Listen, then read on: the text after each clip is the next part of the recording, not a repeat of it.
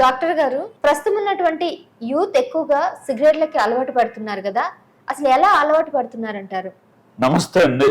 ఈ సిగరెట్లు ముఖ్యంగా యూత్ కాలేజీ స్టూడెంట్స్ ఏంటి, అమ్మాయిలేంటి అబ్బాయిలేంటి, వాళ్ళు ఏంటంటే సరదాగా సినిమాలు చూసి సినిమాలో హీరోలు హీరోయిన్లు సిగరెట్లు ఏ విధంగా కాలుస్తారో ఆ విధంగా అనుకరించటం అనేది జరుగుతూ ఉంటుంది.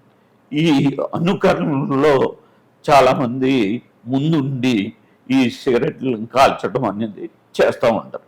ఈ సిగరెట్ ఒకరు కాల్చి తర్వాత వాళ్ళ ఫ్రెండ్స్కి ఇస్తారు.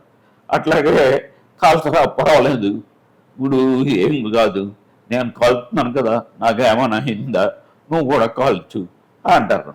వీడి నుంచి వాడు, వాడి నుంచి వాడు, అట్లాగా ఈ అలవాటుని వాళ్ళు రోజు రోజుకి పెంచుతూ ఉన్నారు.